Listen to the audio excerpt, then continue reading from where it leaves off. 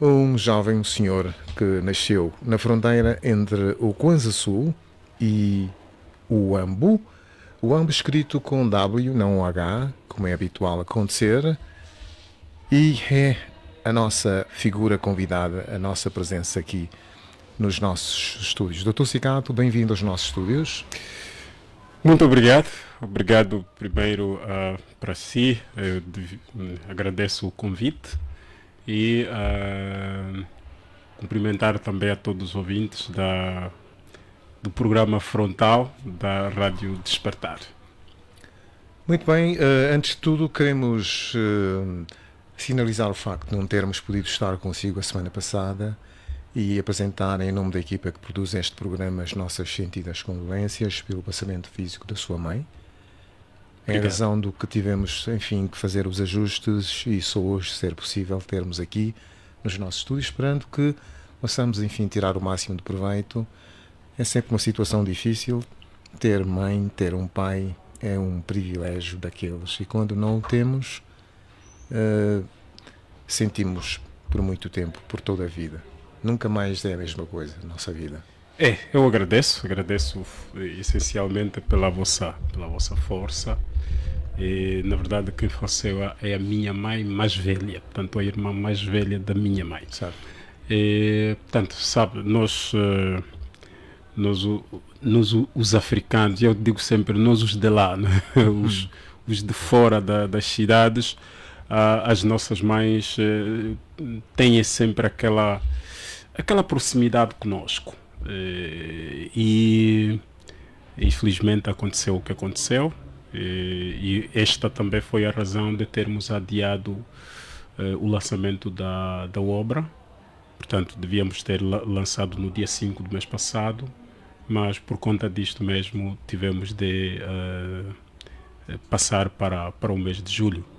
Mas de qualquer modo eu agradeço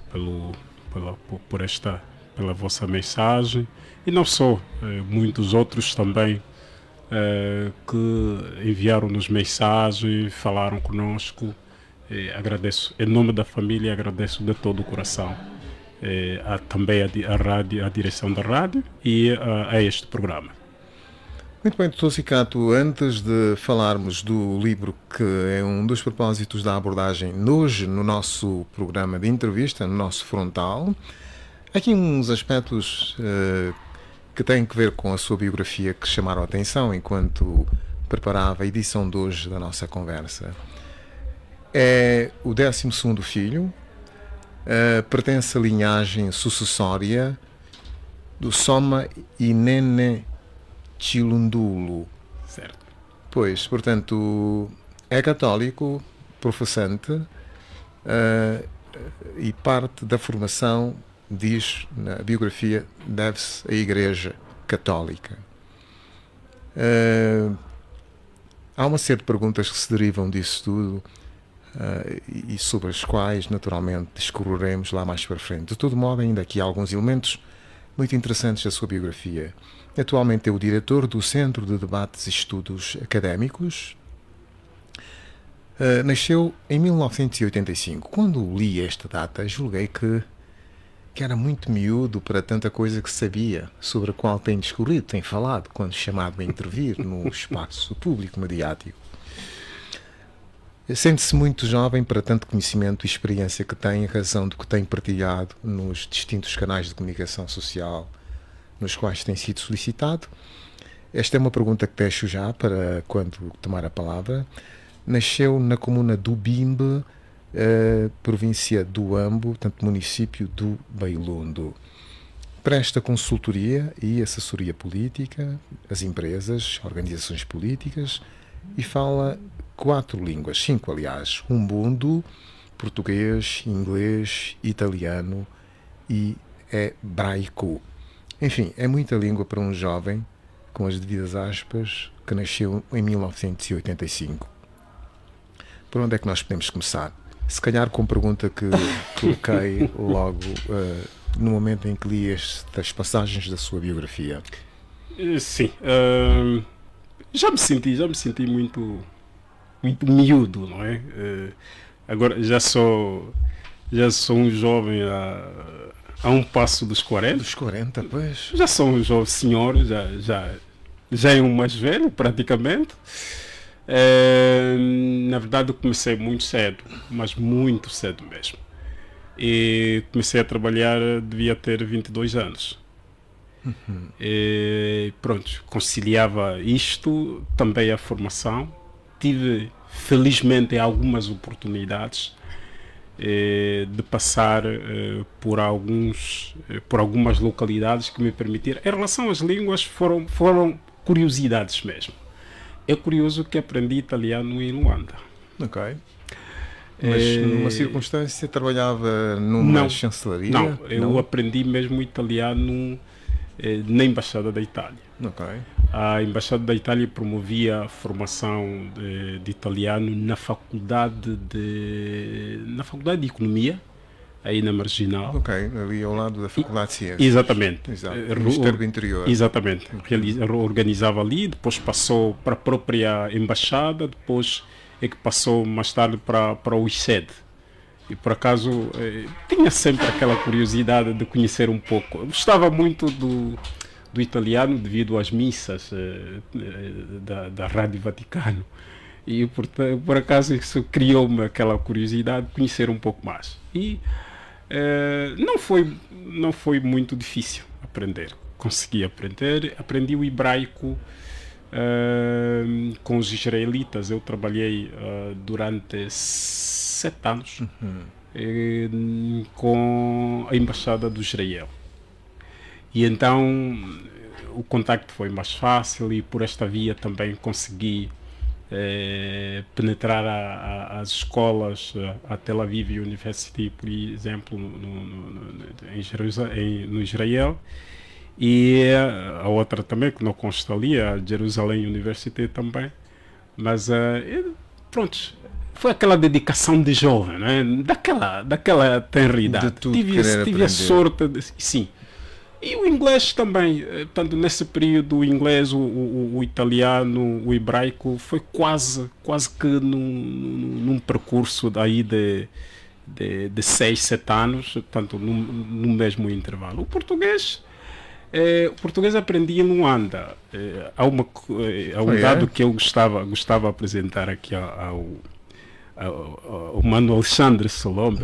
Vai me desculpar, eu não consigo tratá-lo pelo nome, não é? Não consigo. Não. Por uma questão, deixa aqui fazer uma declaração de interesse.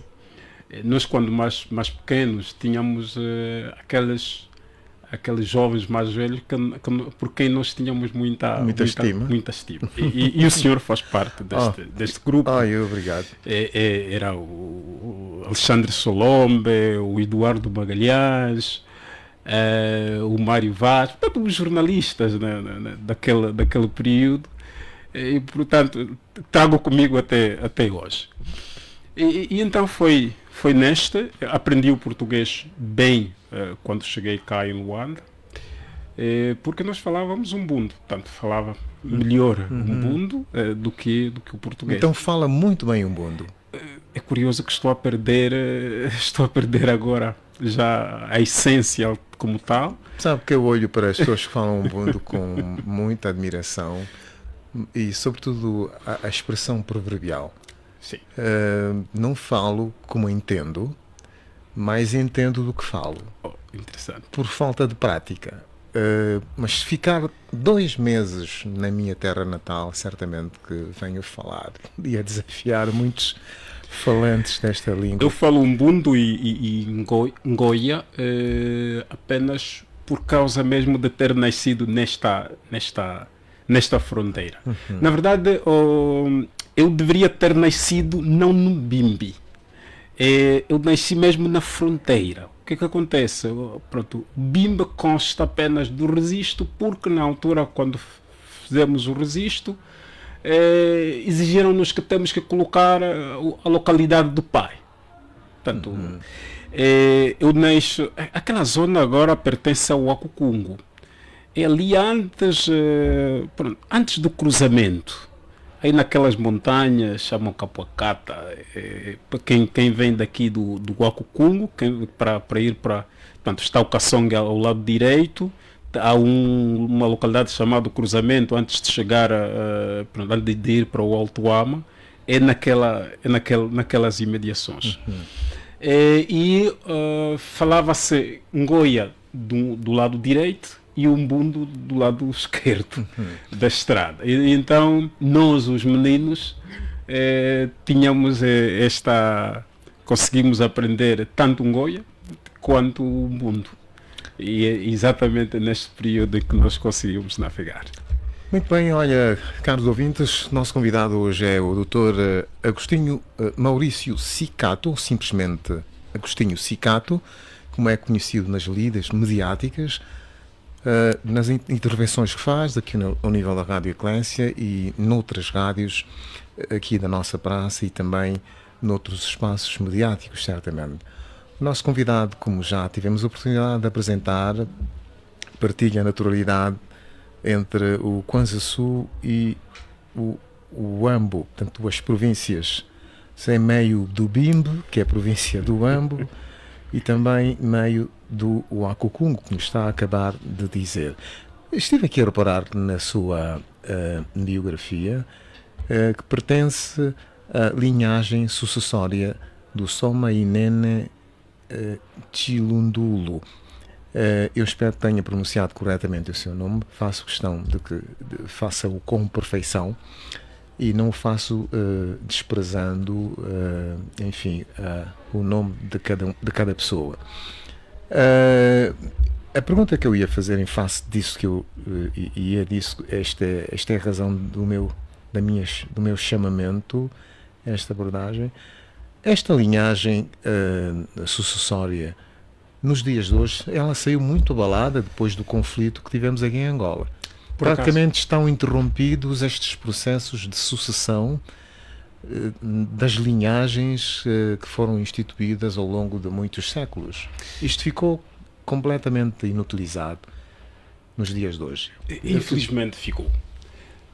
Mas ainda restam alguns resquícios em algumas localidades, como é a nossa localidade, por exemplo. Ainda segue-se esta linhagem, mas já há muita interferência hoje, fundamentalmente da administração do Estado, e porque a nossa zona em particular foi daquela muito afetada pela guerra.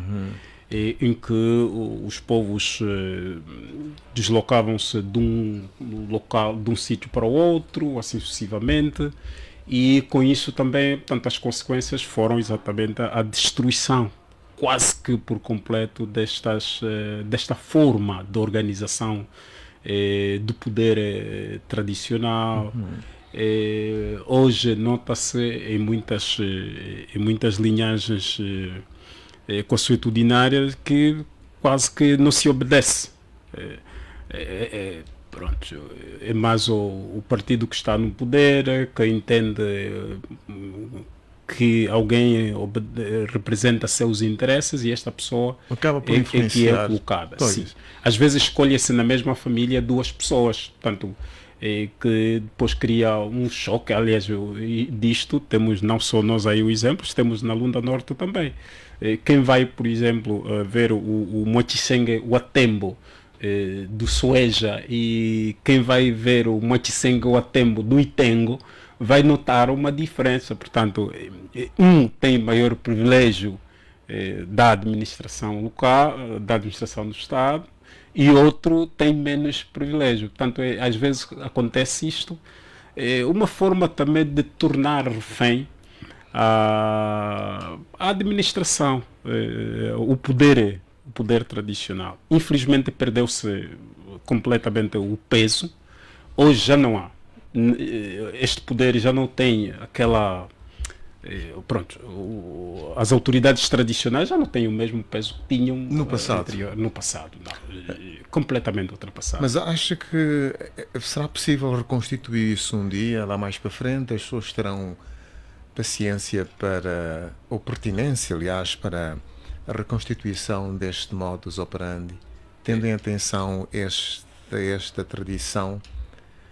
Um dos desafios que enfrentamos hoje é o alastramento das zonas urbanas. portanto, o alastramento da urbanização também está a tornar... Mas alastramento em que sentido? Está a falar das pessoas transportarem hábitos das cidades exatamente, da cidade para o campo. E o que é que acontece? Recusaram-se quase que categoricamente os costumes. E porquê? Porque as pessoas vão para a cidade e absorvem novos valores. E saem daqui, às vezes, vão para a comunidade, entram em choque com os outros valores, não é? Que, ao praticarem aqueles, entram em choque com os seus. Com os locais. Dou aqui um exemplo. Como é que se casa entre os ovimbundos, por exemplo? Já não se casa hoje entre os ovimbundos. O único pequenino que ficou é a forma como se faz o pedido, completamente à margem daquilo que são os rituais normais do casamento. O casamento, uns dizem o casamento tradicional, mas nós chamamos isso o casamento próprio. Portanto, há simbolismo, por exemplo, há determinados rituais que se praticam, que se praticavam, digo, que hoje já não se praticam. Portanto, há procedimentos, por exemplo, de julgamento, que anteriormente, quando o indivíduo falhasse na comunidade, eram chamados os mais velhos, chamados os seculos, e os mais velhos sentavam com esta pessoa e se tivesse que se fazer uma correção, era corrigido ali. Se a infração fosse maior, tanto a pessoa pagava uma multa, não é? E depois daí estava o problema resolvido. Este método hoje, que eu ainda entendo que este aqui não fere os direitos fundamentais, este método hoje está completamente ultrapassado. Tanto é que nós vemos hoje ainda quem rouba uma galinha vai parar na comarca central do Luanda, que é completamente inconcebível, porque na comunidade quem rouba uma galinha vai ao SOBA. Às vezes nem chega ao SOBA, chega aos mais velhos, os seculos, não é? Os seculos sentam, avaliam a gravidade do problema e encontram uma solução. Olha, creio que podemos voltar, se quisermos, mas será difícil,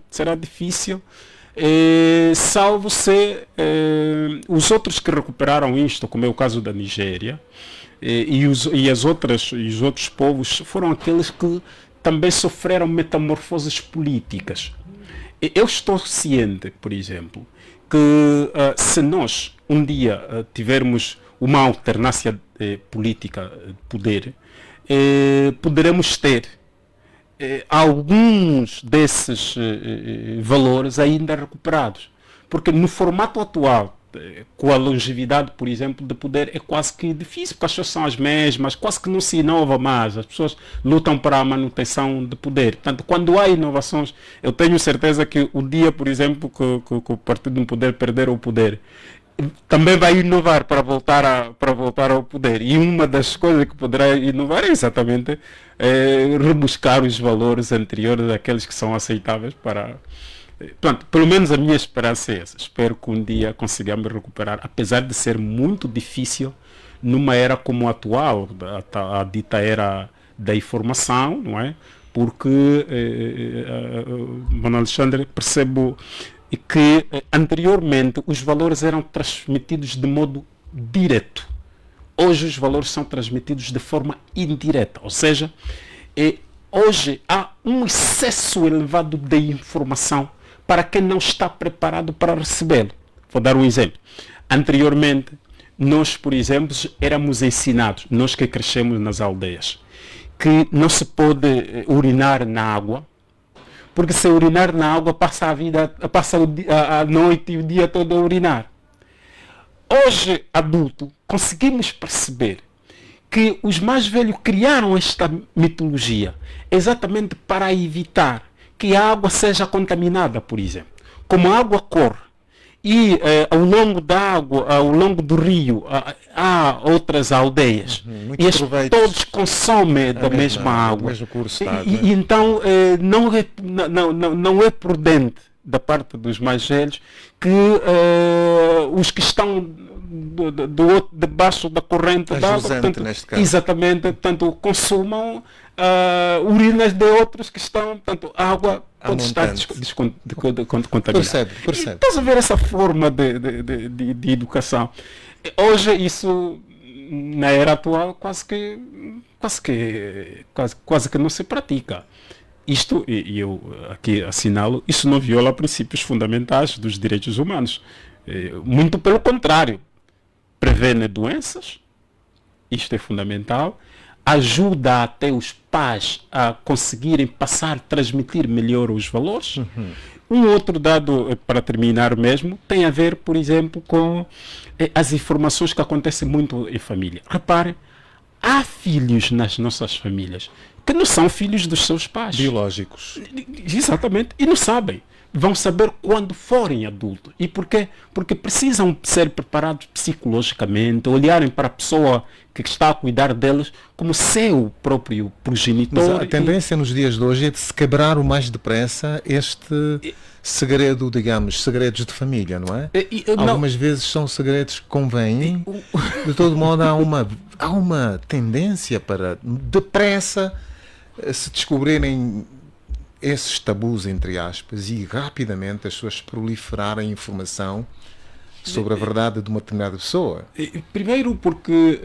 Isto é um problema com o qual a sociedade se depara. Por acaso é muito. E por que razão? Porque as pessoas não estão preparadas. Nós hoje temos pais que não estão preparados para serem pais. Portanto, são pais ocasionais. Temos uma mãe que só ficou mãe porque concebeu um filho.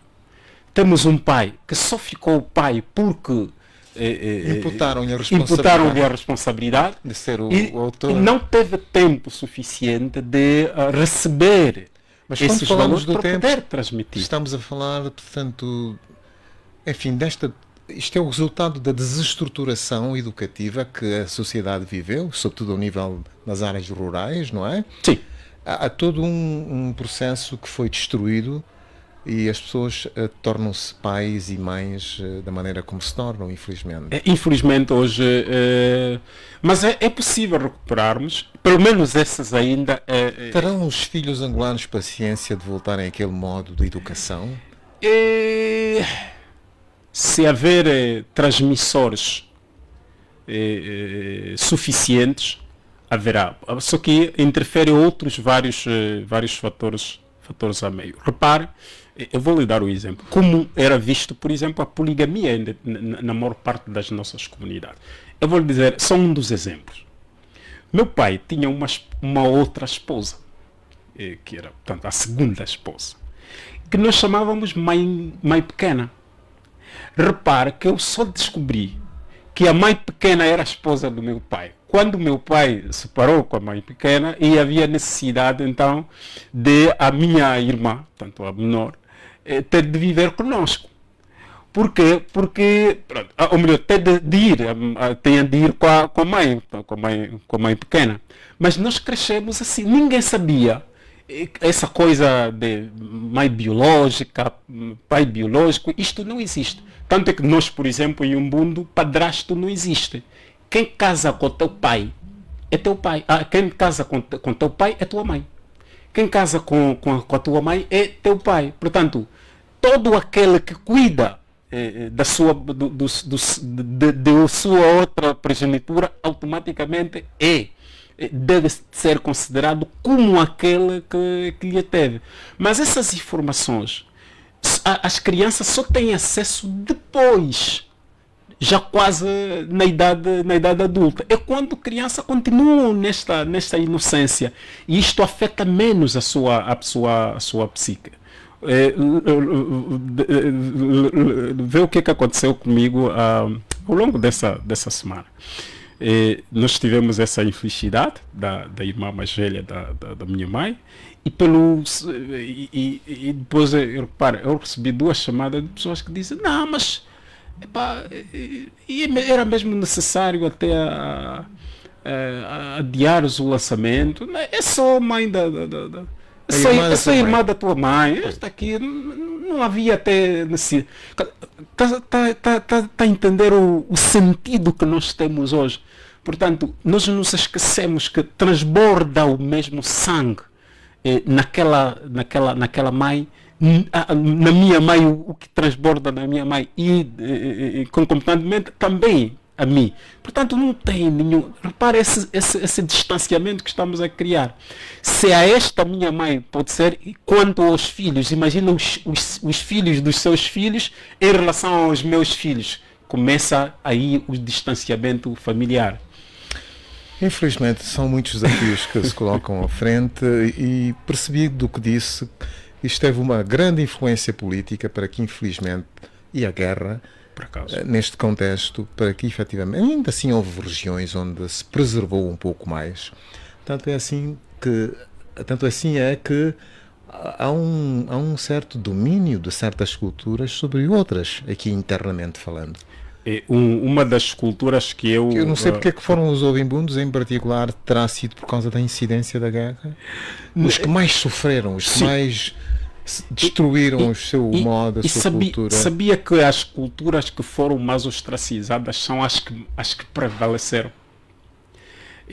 Há uma coisa que aconteceu, aliás, isso até consta do livro. Mas isto que é aconteceu nos anos uma 60. resistência às mais ostracizadas, as que foram as que prevaleceram. Isto tem a ver com uma reação dos povos, das regiões, neste caso. Eu acho que foi uma espécie de resistência, uma espécie de sobrevivência desses povos. Repare, hoje, por exemplo...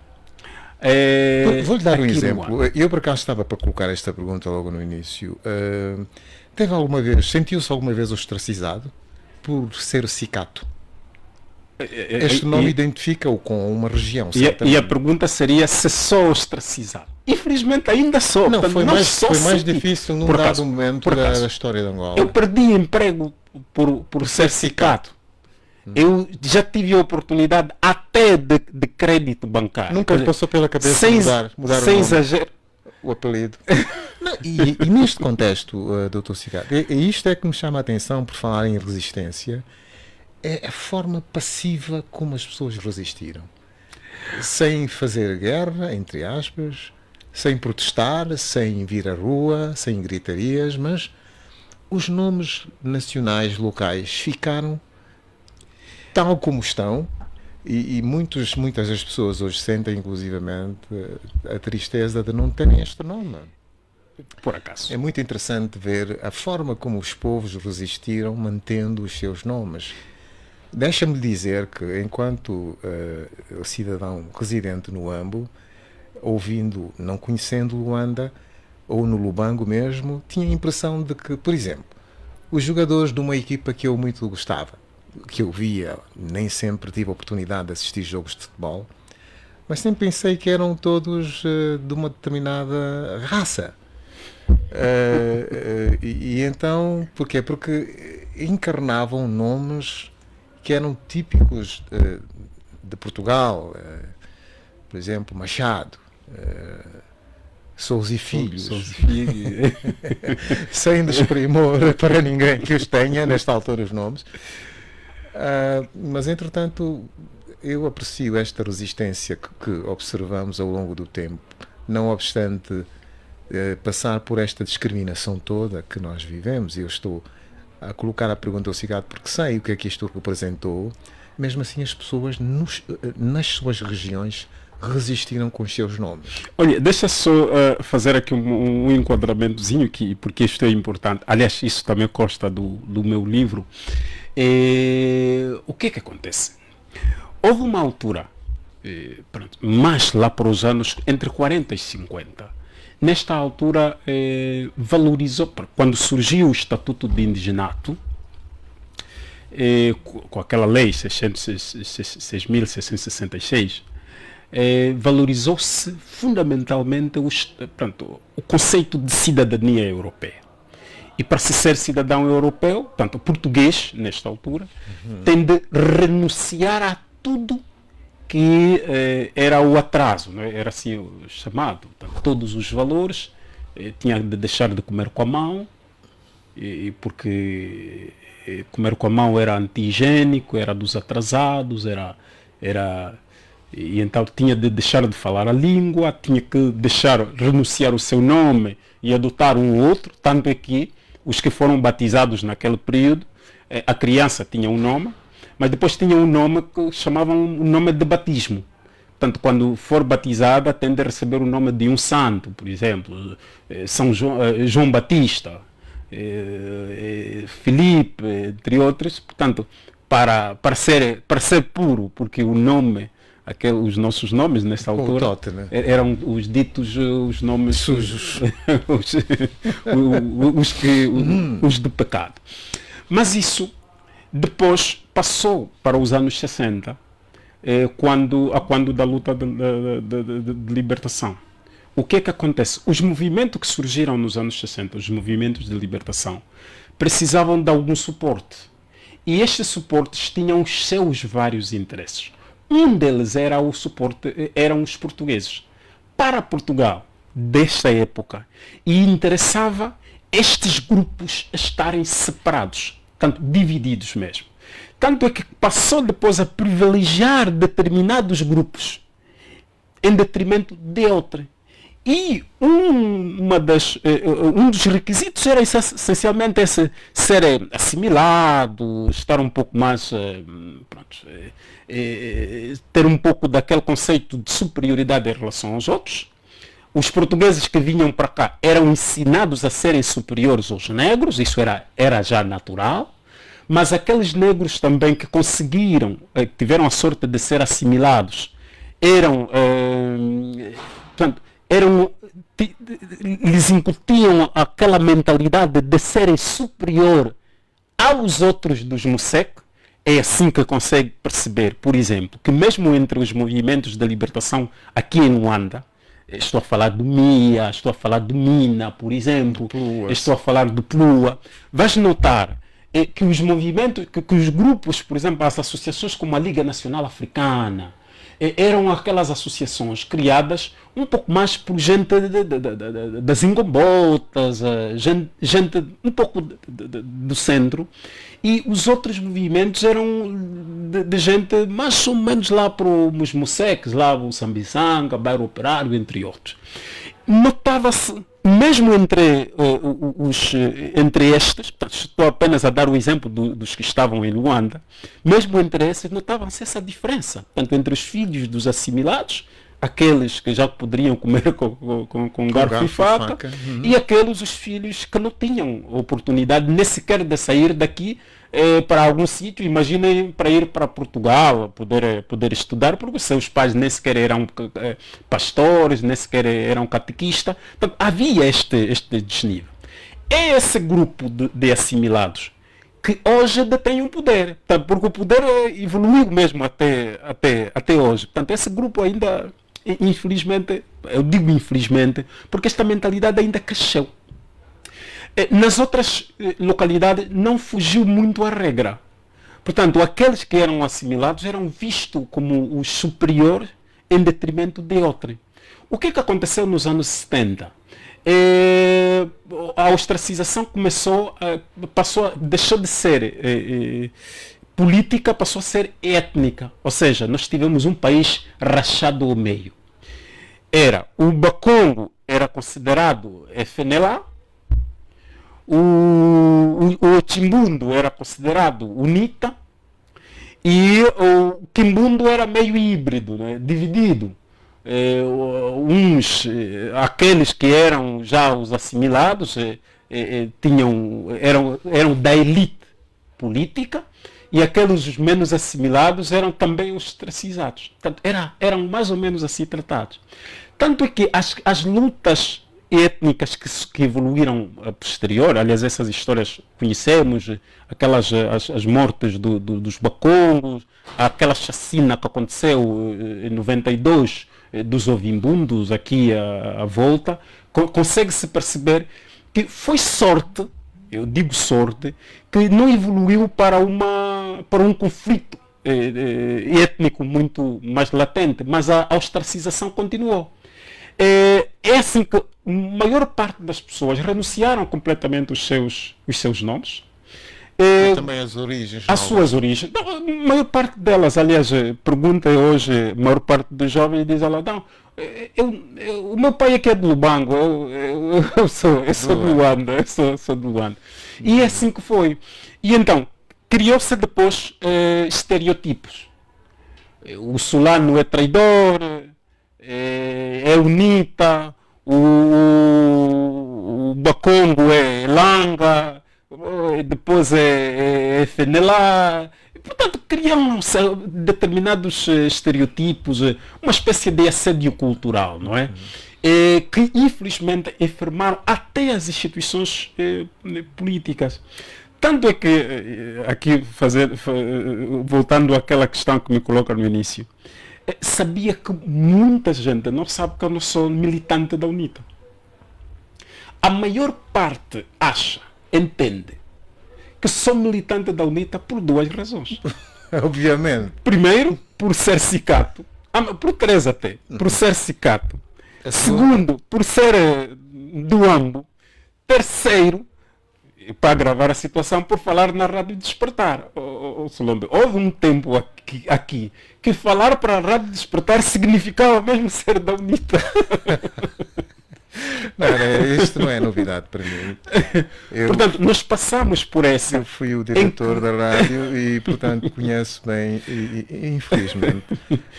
Está bem, doutor Cicato, já percebi, por acaso isto deixa aqui alguns sinais lives de entrada para a abordagem do livro, mas eu estou a resistir a entrar já para o livro, de que vai ter que nos falar, cujo lançamento ficou então aprazado para o próximo dia 3 de julho.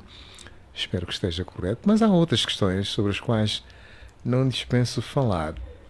Bom, acabamos por tocar em pontos que tinha segmentado, mas em todo caso acabaram por ficar ultrapassados e neste caso vamos evoluir para outros aspectos de interesse atual. De que modo é que acha que todos estes estereótipos continuam a influenciar o modo como se está a governar a nossa terra, o nosso país?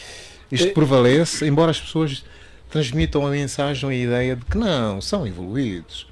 E se tocar neste ponto para algumas pessoas, eventualmente dirão que não, isto não é verdade. Angola é um país até de universos que se harmoniza perfeitamente. Continua isto a gerar conflitos, embora a fogo brando? Não, eu sinto que continua, só que não está a ter efeito. Eu acho que os promotores disto estão a perder a guerra. Porque hoje os cidadãos, principalmente os menores, tendem sempre a procurar as suas origens. É curioso que há uma corrida até dos mais novos em poder saber um pouco mais como que eram os seus avós. Nem querem, e há um dado que surgiu que para mim é dos bastante positivo. São os casamentos que estão a surgir agora. Mas é raro hoje. Mas também tem os seus inconvenientes, doutor Cicato. Sim, tem. Tem vários inconvenientes. Mas depois evolui isso. O que é que acontece? Tu hoje é raro encontrares um casamento apenas de indivíduos da mesma comunidade étnica. Certo. Portanto, tu encontras um Ochimbundo que vai buscar uma mulher Bakongo, um Ambundo que vai buscar uma mulher Chokwa e juntam-se. E deste resulta um outro ser. Portanto, esse ser não é o Chimbundo, não é Chokwa. Portanto, é um outro ser, portanto, que pertence a esses dois. A luta agora é como conciliar valores, como conciliar a cultura, portanto, as duas culturas numa única, neste ser. São inevitáveis neste contexto. Aqui sim são. Por exemplo, já tivemos a oportunidade de estar em pedidos onde determinado grupo julga que os hábitos que devem prevalecer na cerimónia, no ato de pedido, por exemplo, devem ser de uma determinada, de um determinado grupo. Sim. E isto, gerir isso não tem sido muito fácil. Algumas vezes, inclusivamente, acaba por empurrar as pessoas para a ruptura e infelizmente, não é? Os que têm algum poder a mais conseguem sempre Está a falar de poder económico? sujeitar. Poderio económico? É fundamentalmente o poderio económico. Os que têm algum poderio económico geralmente acabam por sujeitar. Ou aqueles que conseguem manter tradicionalmente, portanto, a sua convicção cultural, aquela que conhecem melhor a sua identidade cultural, conseguem também conseguem vincar. Por exemplo, o Bakongo, por exemplo, consegue, pelo menos até certo ponto, manter melhor os seus rituais do que os outros povos. Eu estou a falar aqui em Luanda, por exemplo, onde há esta mistura de culturas. Tu consegues notar que o Bakongo consegue manter melhor. Tanto é que a forma como se faz o pedido hoje é quase totalmente Bakongo, não é? Tanto isto quase universalizou-se. Agora, isto é de um lado. Do outro lado também há que evoluir. Há determinados rituais anteriores que seguramente devem estar ultrapassados. Fundamentalmente aqueles que violam os direitos fundamentais, e eu até acrescentaria aqueles que reduzem a pessoa a um nada. Vamos supor aquilo virado à feitiçaria, por exemplo. Eu sou daqueles que percebem que a feitiçaria foi mal usada. Portanto, entregou-se o feitiço a amadores. Então, hoje o feitiço se vende nos Kwanza. Portanto, se vende numa praça a 100, a 200 Kwanza. Portanto, a tala, enfim. E não, a forma como se expõe também. Qual era a utilidade do feitiço nos tempos idos, olha, no interior de Angola? Eu fiz um trabalho desse em 2011. Certo? Fiz um trabalho deste em 2011, depois daquela conferência que foi realizada, creio, pela Igreja Católica, acho que foi no Ministério do Interior, sobre a feitiçaria em Angola. Nós começámos um trabalho a respeito disto, portanto, procurar saber um pouco o que era feitiço, o que é que isso significava de concreto. Era um grupo de jovens estudantes naquela altura, e qual é o entendimento com o qual chegamos, portanto, do estudo que nós fizemos? Que o feitiço, primeiro, era uma escola. Tanto é que nas comunidades as crianças passavam pelas escolas de iniciação. Depois da escola de iniciação eram orientadas de acordo com as especialidades. Assim como temos hoje, por exemplo, as universidades, não é? Portanto, as crianças depois do ensino médio vão para a universidade e depois têm as suas especialidades. Portanto, havia os que iam para ser curandeiro, aqueles que eram para ser feiticeiros, aqueles que eram para a magia, pura e simplesmente. Portanto, o feiticeiro era, neste sentido, hostil de ataque, se pode dizer. E era o feiticeiro, portanto, não era o curandeiro. Não. Então, ou seja, o opositor do feiticeiro era o curandeiro. Não, o curandeiro é enfermeiro. Nós chamamos o chimbandeiro, não é? O quimbandeiro. Quimbanda, no termo quimbundo, em umbundo, chimbanda, portanto, eventualmente nas outras línguas, cada uma dessas tem um outro. O chimbanda é o que cura. O onganga, portanto, o feiticeiro, né? É o que feitiça. Só que havia um dado interessante. O próprio feitiço era dividido em vários ramos. O feitiço, haviam aqueles que tinham feitiço para proteger a comunidade. Como as comunidades, não havia exército naquela altura, tanto as comunidades tinham de ser defendidas, as pessoas viviam nas aldeias. Portanto, as comunidades tinham que ser defendidas por animais ferozes, por exemplo. Então, quem tinha a responsabilidade de proteger a comunidade de entes exteriores eram os especialistas em feitiço. Portanto, esta era a missão dos feiticeiros, era proteger a comunidade. Agora, havia aquele feitiço que era das famílias.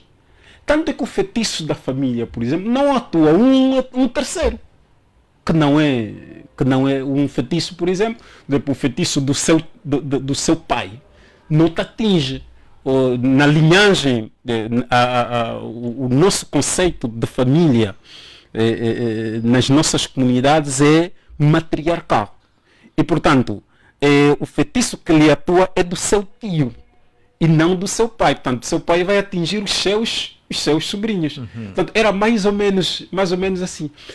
Tanto é que os que eram preparados eram os da linhagem matriarcal, portanto, da linhagem materna. Assim como da linhagem da parte do pai, eram preparados os seus sobrinhos. Portanto, eram direcionados. Portanto, o feitiço tinha uma função social. Tinha uma função social. Ok. Agora, passou para quase todos, agora universalizou-se, infelizmente. Tornou-se muito comercial. Não, passou comercial. Aliás, entrou na igreja. Hoje, a maior parte dessas seitas religiosas que nós temos, grande parte delas, aliás, já ouvimos muito dos líderes dessas seitas a dizer que são poderosos. Exatamente, feiticeiros, fazem isto. Há um dado, não sei se já deu conta. Sabia que desde que essas igrejas surgiram, aqueles centros de tratamento desapareceram. Portanto, aqueles que tratavam feitiçarias, que eram os feiticeiros, também se tornaram líderes religiosos. Era comum, por exemplo, ir ao Papá Kitoko. O papá não sei lá o que. O Papá Kitoko desapareceu. Sim, portanto, o Papá Kitoko faleceu. Mas haviam locais em que as pessoas iam para fazer tratamento. Haviam pessoas que se tinham conhecimento de facto que eram especialistas em feitiçaria. E essas pessoas hoje, grande parte delas, tornaram-se líderes religiosos e fazem milagre. Olha, muito interessante. Esteve recentemente no Ambo por razões infaustas, portanto, um infausto acontecimento. Eu não sei se teve a oportunidade de observar que o Ambo está com uma densidade de igrejas por metro quadrado impressionante. O Ambo já não é o mesmo. Por exemplo, conheceu a antiga loja dos dirigentes? Sim. Ali assim na projeção daquela rua que passa ao lado de umas bombas da Sonangol,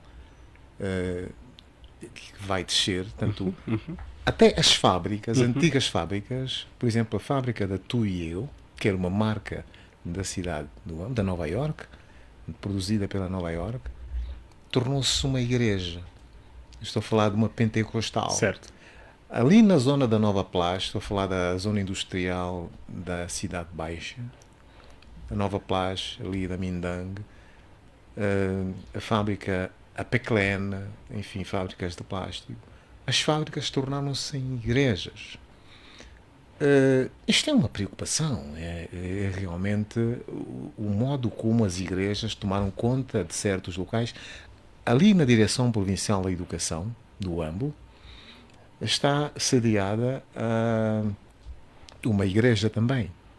Enfim, num espaço tão útil, numa cidade industrial, tradicionalmente industrial, hoje está povoada de igrejas. Isto é um denunciador de fracasso, de alguma coisa que fracassou. O que é que tornou os homens tão amantes de igrejas, de seitas e etc. E tem graça que não estão no interior, fora do centro da cidade do Ambo. Nós vamos a Bela Vista ou a Catabola. Catabola é uma comuna de Longonjo. Não encontramos essas igrejas. Elas estão preferencialmente nos centros urbanos. O que leitura é que faz deste fenómeno? Que é uma realidade. Quem diz o Ambo diz outras localidades também. Alexandre, eu tive a sorte de ir ao Ambo e por inerência do meu trabalho aos 164 municípios deste país. E o que vejo neste capítulo é lastimável. É lastimável por quê? Porque hoje as igrejas tornaram-se... Ou melhor, Jesus Cristo se tornou o produto mais rentável. E depois, os problemas das pessoas se tornaram um negócio mais útil entre os aproveitadores. Uhum. Digo os aproveitadores. Isto porquê? Porque o país não tem regra em relação a esse assunto. Mas qual é o problema? Falta autoridade para pôr ordem nisto? Era necessário que as autoridades vincassem mais posição em relação a este fenómeno? Sobre este fenómeno, há quem diga, não, mas é a entrada de outras religiões. Não é verdade. O Islão é um desses que se vai expandindo porque encontrou um espaço de desorganização. Mas o Islão Mas o que é que não acontece? está legalizado Não em está. Angola. Pois. Tu Há tens- este cuidado da parte das autoridades em não legalizar o Islão. É interessante. há quem diga, por exemplo, que as testemunhas de Jeová também não são. Portanto, esse é um outro debate que tu encontras hoje, que tu tens instituições religiosas. Portanto, encontras religiões e igrejas que não são legalizadas pelo Estado, mas operam normalmente, abrem a luz do dia, e encontras as outras que o Estado anda atrás a caçá-los porque não são legalizados. Ou seja, tu tens os filhos da mãe e os filhos da coisa. Dito de outra forma, grande parte dessas instituições têm interesses económicos ao nível do poder. Quem são estes? É só olhar para como é que entrou aqui a Igreja Universal do Reino de Deus e como é que cresceu. Portanto, quem eram os que permitiram que essa Igreja Universal do Reino de Deus tivesse a expansão que teve? Foi o poder político. E olhou-se assim, portanto, e deu no que deu. Vimos aquela situação da Igreja Maná. Como é que surgiu, como é que cresceu. Hoje é e depois, Josafate. Exatamente, hoje Josafate. Vimos como é que cresceu a igreja de Nosso Senhor Jesus Cristo do mundo. Apesar com as devidas aspas, porque eu não comparo a igreja de Nosso Senhor Jesus Cristo do mundo com as setas que surgem aí vertiginosamente. A única diferença aqui, eu entendo que a igreja de Nosso Senhor Jesus Cristo do mundo, a determinada altura, passou a ser utilizado para fins meramente partidários. Mas não se compara porque a Igreja de Nosso Senhor Jesus Cristo no mundo não faz, por exemplo, a teologia da prosperidade. Portanto, é um pouco muito mais conservador, é mais para cá, para dentro.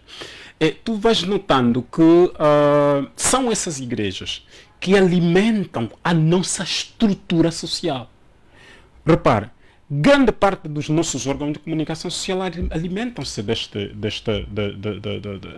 Mas não tem fontes alternativas? Infelizmente. Por exemplo, se o Estado pusesse à disposição recursos, aqueles que estão previstos na lei, creio que é o artigo 15 da Lei de Imprensa, dos subsídios e etc., eventualmente as igrejas, ou neste caso as rádios, dar-se-iam o luxo de dispensar qualquer igreja que não estivesse legal. E eu acredito que isso até que seja propositado. Tanto, porque se tu não apoias estes órgãos no seu dia a dia precisam de sustentabilidade e, portanto, como é que vão ter de fazer? Portanto, as igrejas são, neste caso, uma fonte. E as igrejas passaram a sê-lo. E temos de entender o que é que essas igrejas estão a fazer por via destes órgãos. Hoje o que se fala na rádio é o que está correto, é o que está certo, o que se fala em televisão. A rádio tem poder, tem este poder que infelizmente... E o indivíduo vai para os órgãos de comunicação social e diz tudo daquela forma.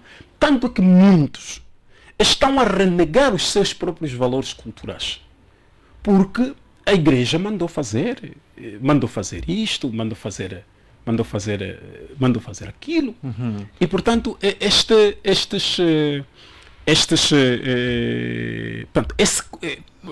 esses dados passam a ser, infelizmente, portanto, é uma realidade que só muda com a alternância de... Parece que não tem nada a ver com política, né? Tem. Entendo. Tem a ver com política social. Entendo o que quer dizer. Estou Cicato. Foi um grande prazer tê-lo aqui nos nossos estúdios. Não temos muito mais tempo. Já vi que vamos ter que marcar depois do lançamento do livro, Sim. que vai acontecer no próximo dia 3. Certo. Podíamos falar sucintamente deste livro, se tanto em um minuto, para que nós possamos respeitar aquilo. Vamos a tempo. Pois, Vamos em a um tempo. minuto. E- Porquê o protocolo de Lusaka? Não, porque os acordos de paz? Os acordos de paz. Talvez seria. Não, seria não, mais- não circunscreveram ao protocolo de Lusaka. Não, não. São os acordos de paz. Portanto, na verdade, é um resumo de todos os acordos de paz. Obrigado. Portanto, desde aqueles acordos que eu chamo os acordos preliminares, que são aqueles acordos de cessar-fogo entre o governo português e os movimentos de libertação. Tem os acordos que eu chamo os acordos constitutivos, que são o acordo de Leopoldville que deu entre a FNLA e o PDA, que deu origem melhor, entre a UPA e o PDA, que deu origem à FNLA. É aquele acordo que aconteceu em Tunis entre os movimentos de libertação em África, que deu origem ao FRAIN.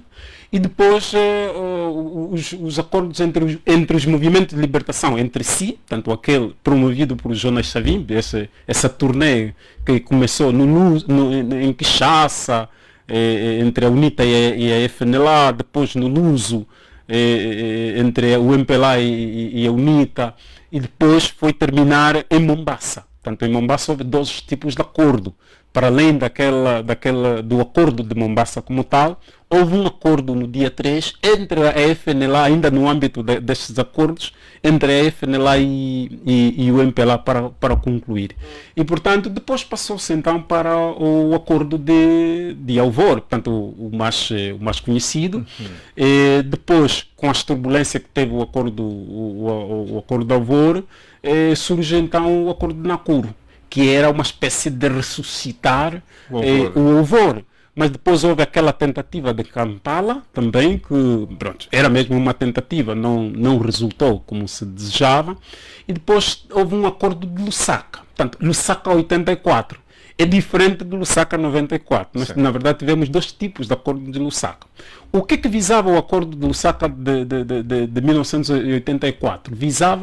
Era o acordo entre o governo angolano com o governo sul-africano, tanto assinado em Lusaka, para isolar a UNITA, que estava no sul de Angola. Portanto, é deste acordo que, na verdade, resulta essas ofensivas que foram a Mavinga, que terminaram depois no famoso Cuito Carnaval, que muito ouvimos. Essa é outra discussão posterior. Conversa. Depois temos o Badulite, não é? Portanto, temos o acordo de Nova Iorque, temos o Badulite, depois terminou com os acordos de Bicesse, e temos depois de Bicesse, depois das eleições, temos o acordo de Lusaka, não é? Que é o de 94, e depois temos o governo de transição, o GURN. E, finalmente, temos o entendimento do Luena, portanto, que terminou no 4 de abril. Mas só uma adenda interessante. Entre todos esses acordos, na verdade, nós estamos a falar de dois acordos principais. Nós estamos a falar do acordo de Alvor e estamos a falar do acordo de Bicesse. Ora, o Bicesse, o Alvor deu nascimento à República de Angola. A Angola é independente. Com o nascimento da República, que deu origem a duas repúblicas, que era a República Democrática de Angola e a República Popular de Angola. E depois temos o Bicesse, que matou, declarou o funeral da República Popular de Angola e nasceu a República de Angola, que é a atual República, o multipartidarismo, as eleições e tal. Portanto, este é o acordo de Bicesse.